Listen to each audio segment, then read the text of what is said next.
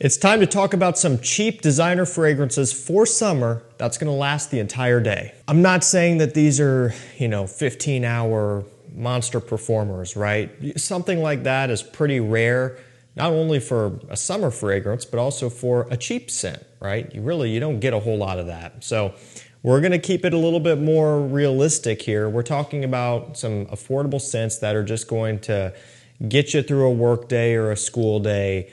They're going to do a really good job. I'm not saying that there aren't some, really strong powerhouse summer scents out there. There definitely are, but typically you have to pay up for those. We're trying to stay within a budget here for this one, trying to keep it at around $40 or less. So we're going to make it more obtainable, and you just don't have to spend an arm and a leg. You can really get several of these, and build up a nice solid collection, whereas some of the more expensive stuff, that's going to add up a lot quicker. Let's go ahead and start off with Fram Wo Urban Feel. I've talked about this one quite a bit before. As far as their fresher offerings go, this is one of my favorites. It's got bergamot, ambroxan, ozonic notes, and sage.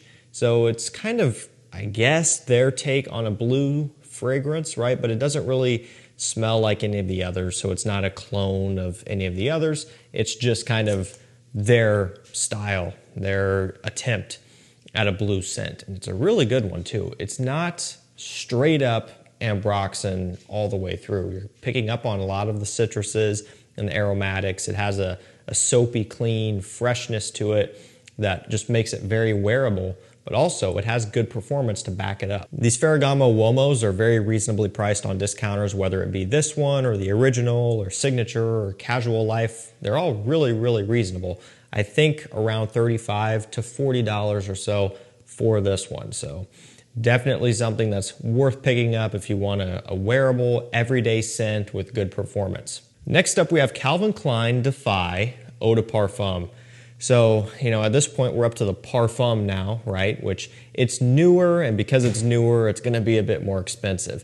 The Eau de Toilette and this Eau de Parfum, they've come down in price a ways, considering they've been out for a little while now. It's got orange, vetiver, black pepper, and leather. So, they're throwing in some notes that aren't usual as far as the summer scent is concerned. Some heavier, richer, spicier notes here.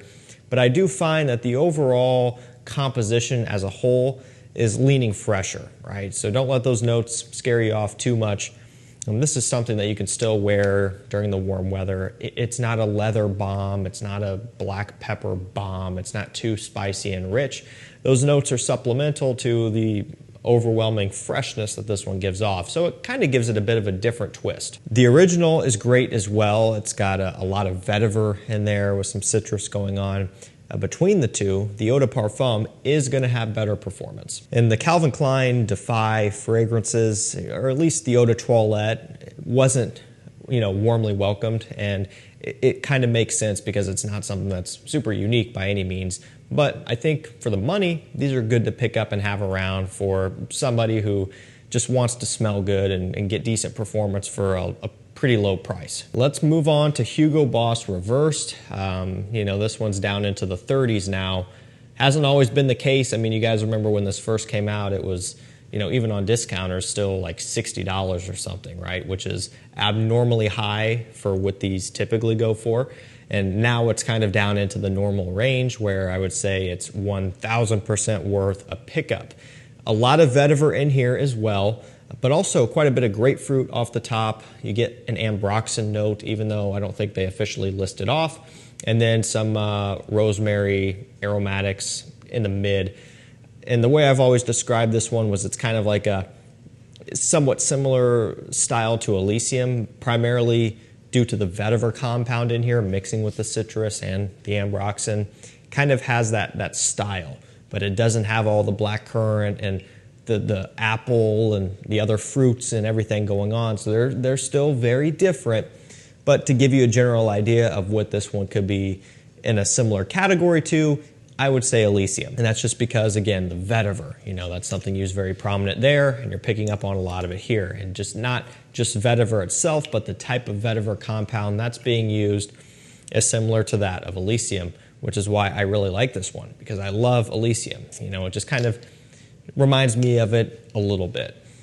And it smells great, bright, refreshing, clean. You know, it just has a very appealing aura to it. It's something that is going to draw a lot of people in. At this price point that it's currently at on discounters and just where it has been for a while now, it's such a no-brainer purchase. And it does have decent performance. It's one of the higher quality fragrances from this line and one of the better performing ones too. It's a really good all-around pickup for summer, but also could be any time of the year. AFNAN 9 AM Dive. This is the only clone brand in this video here, but I wouldn't really even call this in particular a clone. So I've talked about this one before, kind of like a mixture between several other popular fragrances on the market. You know, it's got lemon, apple, mint, blackcurrant. So, you know, when you look at the note breakdown, it has some similarities to a few other blue fragrances, right? You could say Elysium, YSLY, Blue de Chanel, and things like that. And really, the way I describe this one is it's kind of like it's taking the best parts of each of those and combining it into one, maybe even a bit of Dylan Blue too, and maybe you could even get creative and compare it to some of your other favorite blue fragrances as well. It's just taking inspiration from a bunch of them and putting it into one. You know, I wouldn't say this is a clone of any one thing in particular. And I really kind of like that because there are clones of all of those others that I mentioned. So, you know, instead of having another one, you could have something that combines a bunch of things into one. And this isn't all that uncommon. In fact, I'm seeing it more with clone brands. They'll have a release, and then they'll put out a flanker, and instead of that flanker being, you know, a straight up clone of something, it's kind of just a generalized clone, so to speak. And that's kind of what you're getting here. But it's still going to be in the 30s to low 40s for this one. And it has a good performing backbone, you know, especially that dry down. It just keeps on going. It'll get you through the day. The quality to price ratio is great. I don't have any complaints about this one. Next up, we have one of my favorite cheapies for summertime. I love this stuff. It's one that you might not normally think about or expect because the brand itself is not all that popular. As far as men's fragrances go, it's not, you know, going to be able to hold up against Dior and Chanel and Armani and YSL and, you know, Gucci and even like Mont Blanc and stuff, right? It's not something that's normally in the spotlight. But this one in particular is really, really impressive. It's Pepe Jeans Cocktail. I love the bottle, that blue to green gradient with that brushed finish, which might not show up on camera, but it does have a brushed finish, kind of a cool texture to it there, the top half. But this one, it's got yuzu, lemon, ginger. It's bright, it's citric, it's punchy, a little bit sour.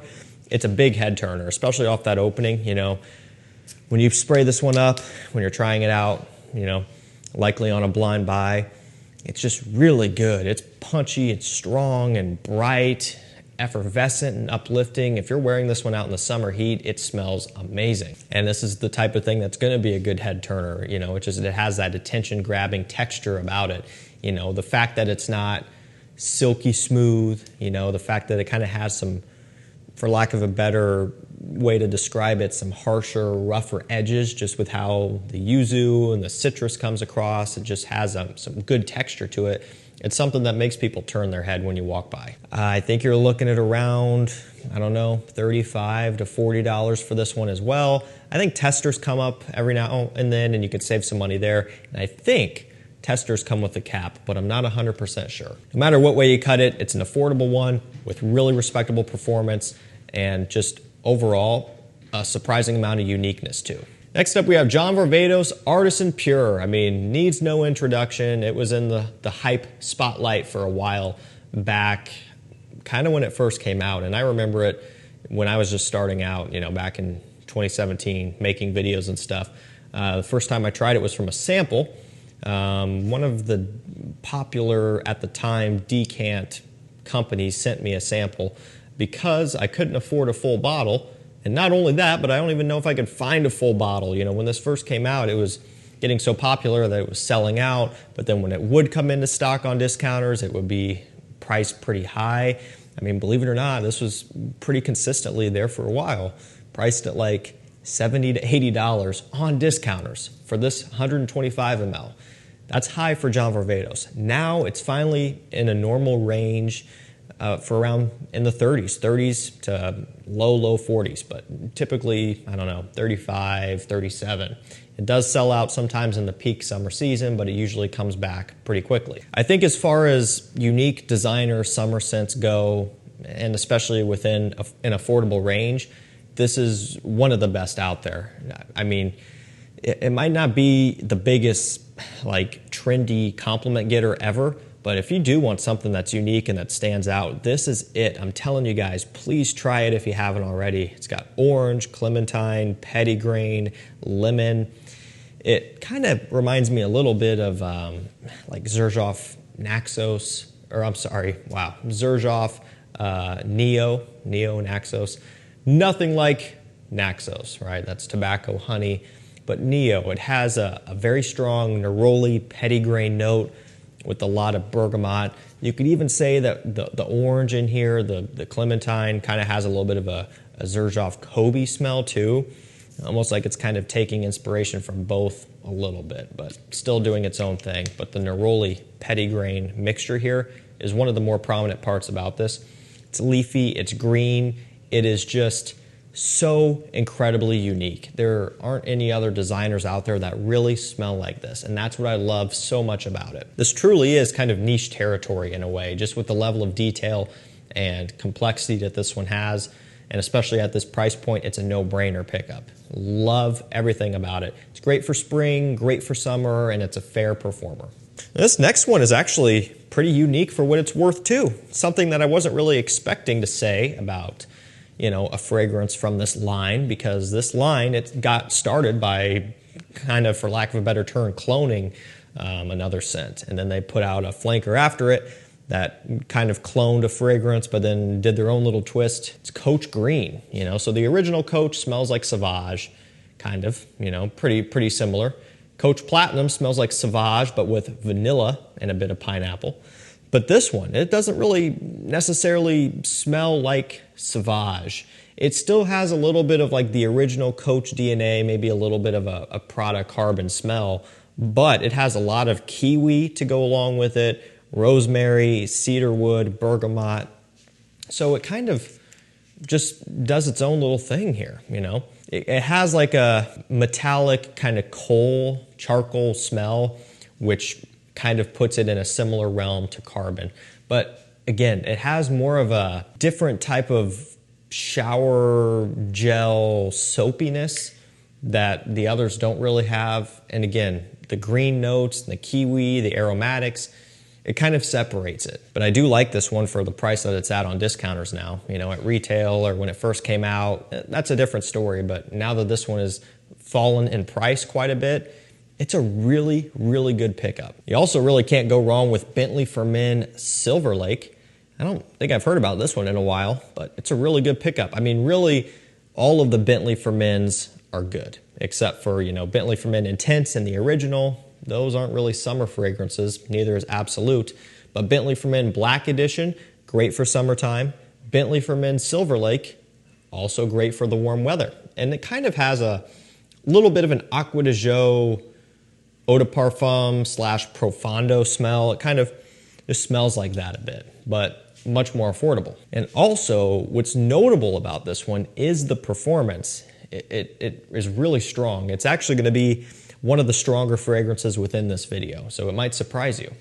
And really, when you take a look back on all the other Bentley for Men's, granted, a few of them are much more sweet, but they all have really good performance, especially at the price. It's kind of unheard of to have performance that good for, you know, a scent that's in the $30 range, right? But they do really well, and this one is no exception either. It's a great one to have around for the warm weather. Great compliment factor, great usability, great quality too, and of course, really good performance. Vince Camuto Eterno. Man, I really like these, you know. Tera Extreme is a great one, although more for the cooler times of the year. This one's great for warm weather. It's got mint, citruses, which is kind of broad, so, you know, bergamot, lemon, you kind of get all of that. And then a bit of cedarwood as you get into the dry down a bit further. It still maintains its freshness throughout the entirety, but you know, it does have a bit more of a woody base as you get there, which kind of helps to boost up that performance a little bit. You'll see that kind of often. Scents that are primarily consisted of top notes, right? They don't really last as long because that wears off quicker. You know, even when you're using synthetics and trying to pump it up, for fragrances in this price range, they're less likely to have good longevity. But you start adding in some base notes, some heavier, stronger woods and things like that. And I think there might even be patchouli listed off in here as well. It just helps to extend it a bit. And again, it still does have that freshness even then. It's a really reasonable scent that you just can't go wrong with for the warm weather. We're gonna end this video with another blue fragrance, right? One that is not really all that popular, but is a good solid pickup for a cheap price. Ellis Aqua Extreme. This one kind of smells a little bit like Dylan Blue, I guess if I had to compare it to one of them, because it has a decent amount of sweetness to it, you know, just like Dylan Blue. Not necessarily smoky like, you know, incense, but still a blue scent, still fresh, still clean, still wearable, just a little bit more heavy. And that's what helps to give this one that performance that we're looking for. Alrighty guys, that's gonna do it for me. Some affordable summer fragrances that have really good performance. You don't always have to spend a ton of money to smell good and have good longevity and to have something that works in the summertime. I'll link all these down below to discounters. Thank you guys so much for watching. Stay safe, stay healthy. We'll see you tomorrow with another one. Take care.